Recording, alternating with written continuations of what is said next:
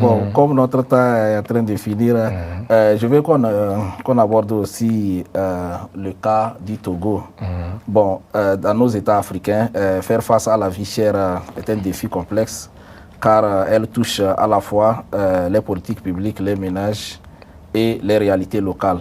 Bon, récemment, au Togo, notre pays d'origine, l'État a augmenté le prix du kilowattheure d'électricité qui agit sur les ménages. Bon, quelle solution selon vous pour régler le problème de la vie chère en Afrique et notamment au Togo?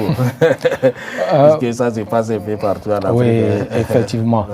Je pense que la vie chère, c'est un poids que tout le monde supporte. Même les pays évolués, la vie chère, c'est un peu partout. C'est un peu par nous qui sommes ici aux États-Unis. Il faut voir le logement et tout. L'Afrique peut s'en sortir si l'Afrique... Les gens se mettent au travail. Voilà, les gens se mettent au travail et que l'Afrique aussi produit sur place, suffisamment et sur place. Il faut qu'on cherche aussi à cesser d'importer. Si on produit sur place de façon abondante, je pense que on va pallier à ces problèmes-là de la vie chère. Récemment, au Burkina, par exemple, le président a distribué des tracteurs gratuitement aux cultivateurs. Donc, c'est des actions qu'il faut mener, je crois, pour pouvoir pallier à ces problèmes de la vie chère. Quand tu parles de produire sur place et autres, il faut vraiment trouver toujours le plan B. Quand ça ne va pas comme ça, là, elle va s'accrocher à son petit boulot et autres. Là. Effectivement. Par exemple, dans les villages, dans nos villages, même à Lomé, on peut faire des petits jardins comme ça. Les gens disent que les légumes, c'est cher, tout ça. Là. Quand nous, on était au village, la plupart de nos parents, là, c'est derrière les maisons qu'ils allaient chercher. Mais tout ça, là, maintenant, les gens ne veulent pas faire.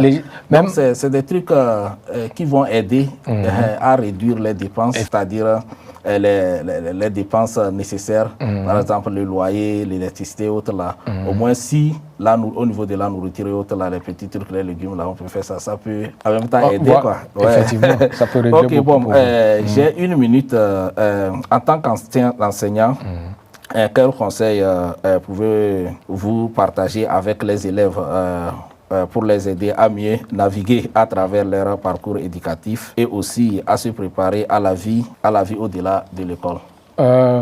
Oui, je pense qu'il faut aussi arriver à sortir ou à se passer du clinquant des réseaux sociaux.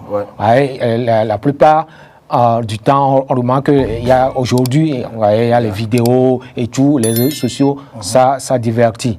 Donc, il faut se passer des réseaux sociaux et se donner à fond au travail et également risquer poursuivre ses objectifs pour pouvoir les atteindre. Merci beaucoup. Il faut enchaîner en même temps avec votre mot de fin parce que notre temps est fini. Je conclue tout de suite. Merci beaucoup de m'avoir invité pour une énième fois.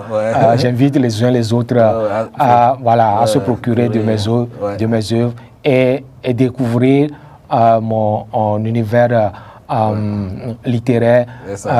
Voilà, merci beaucoup. D'accord, je vous remercie. Malheureusement, nous avons atteint le temps imparti pour l'émission d'aujourd'hui. Nous voudrons remercier le personnel de BronzeNet qui a dirigé cette émission, notamment William et Yaralis. Bien sûr, nous n'avons pas oublié nos fidèles téléspectateurs qui nous suivent ici aux ISA et ceux qui nous suivent sur nos pages Facebook et YouTube. Nous vous remercions pour votre fidélité. Continuez par vous abonner à la chaîne YouTube de Action Africa TV et à sa page Facebook. C'est votre manière de nous soutenir. Merci et à la prochaine. Bye bye.